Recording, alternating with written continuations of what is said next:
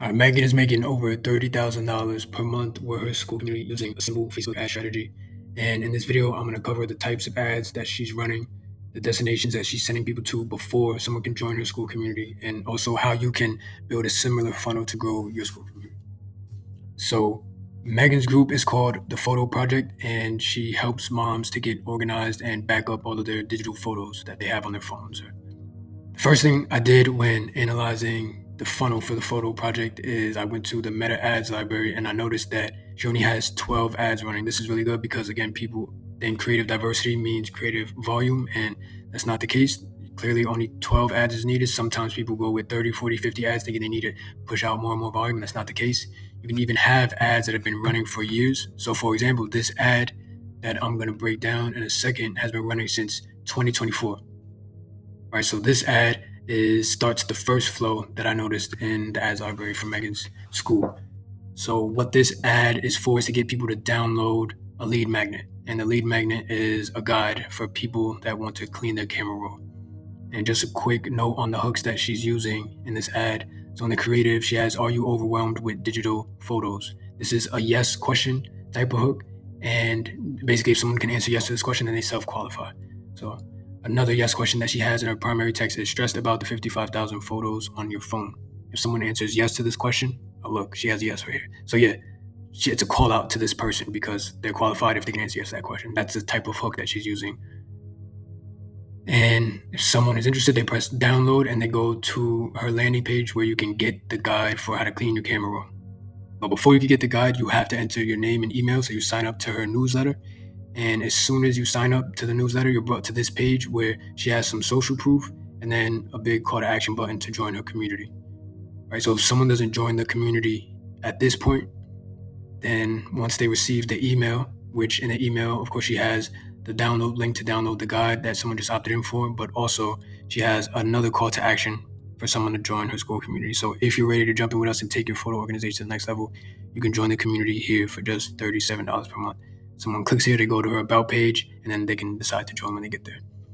And if someone doesn't join at this point, once they download the PDF that she offers and you get to the very end of it, at the very last page, she has another call to action to get people to join her school community. Right? And then if someone at any point when they eventually click on join the community, they're interested, they come to her school's about page where she has more social proof and testimonials in the form of videos and a really good optimized about page that's clearly converting well. So that is the first flow that I found in her funnel, is downloading a lead magnet in exchange for an email, and then 3 call to actions to get people to join the school community. So another flow that I found is this ad that's been running since 2025. I'm assuming this is a traffic campaign ad because the call to action is visit Instagram profile. So she has this carousel ad, and when people come to her profile, they can either follow or go through and look at her posts. She has over 1,000 posts that are delivering value and speaking to the ICP.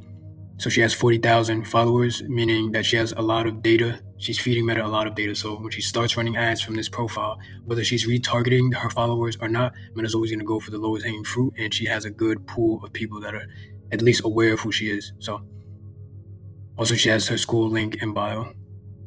So this is the second flow people can go through. And if someone goes through her post and she's offering a lead magnet in one of the posts, they can comment, learn, and that will trigger a mini chat flow where someone can receive another lead magnet. And with that, someone could also join the community from there with the call to actions from that lead magnet.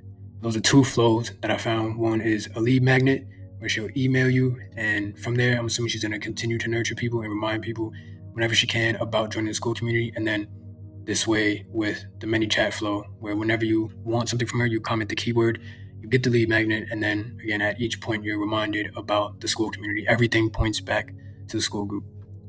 And then the last ads that I saw she ran most recently are all direct to her school community. And because I only have this from the ads library, I don't know what her targeting is. So I don't know if she's targeting people that followed her or engaged with her or maybe website visitors. I don't know what she's targeting, but I will say that if I were her, I would be targeting all of the people that have engaged with my Instagram profile in the last, say, 30, 90, or 180 days, because these are people that are most likely to convert. They're already aware of me. So I don't know what her targeting is, but I would hope that she's taking advantage of all the data that she has on her profile already.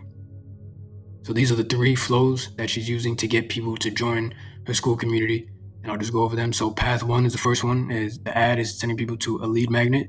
For them to get the lead magnet, they have to provide their email, and then right after they provide their email, there's the first call to action to join the community.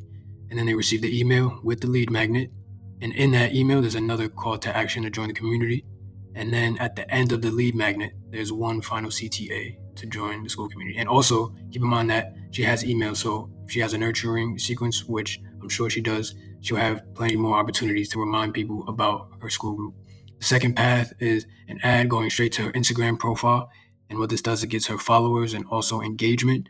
And then she has a mini chat flow where she can give people lead magnets. And in those lead magnets also have call to actions to her Skool community. And not to mention that her Skool link is in her bio. So whenever someone visits her profile, they'll just see the link right there. And then the third and final path is just ads here going directly to her Skool community. And again, I've mentioned that hopefully this is a broad retargeting effort and not just ads to a cold audience. But if she is doing some sort of broad retargeting where she's hitting people that are already aware of her brand, then that is the trust flywheel system that I talked about a few videos ago. You can watch that video. I'll leave a link to it somewhere. But these are the different paths. This is the entire funnel as far as I can tell. And it's what she's using to grow her Skool community to over $30,000 in monthly recurring revenue.